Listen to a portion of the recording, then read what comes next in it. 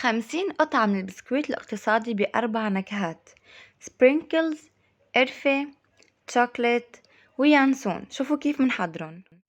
بدنا حبتين من البيض، وأكيد معاهن ظرف من الفانيليا، وكوب إلا ربع من السكر، وكوب إلا ربع من الزيت، ومنخفقهم بالخلاط أو ممكن بخفقة الكهرباء لحد ما يدوب السكر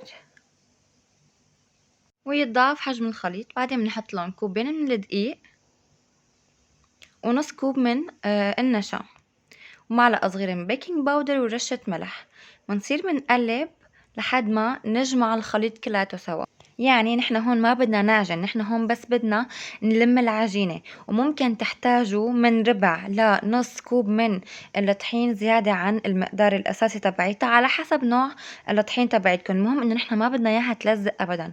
وأول ما تلاقوها لما تفوتوا إصبعتكم فيها هيك ولا عم تقطع ولا عم تشقق وملمسها ناعم، يبقى هي هيك تمام. بعدين قسمتها 4 أقسام وعملت هي قرفة، حطيت هيك بالنص القرفة، وبعدين باخد الكورة كلياتها وبقعد بلف فيها لحد ما تاخد كل طعمة القرفة. وهي باليانسون نفس الحكي. والسبرينكلز طلعت فظيعة، شو لذيذة، مو معقول شو طيبة. والكاكاو حطيت معلقة واحدة بس صغيرة من الكاكاو، منشان بحبها هيك تعمل تموجات، يعني ما خلطتها كمان كتير مشان تعمل تموجات بالألوان. شوفوا الأشكال كيف ما بدكن شكلوها، واعملوا الطعمات اللي بتحبوها، بس هدول اطيب طعمات انا جربتهم بالبسكويت.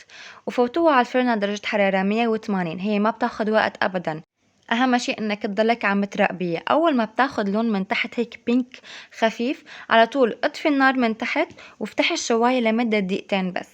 وصحة والف هنا. باي باي.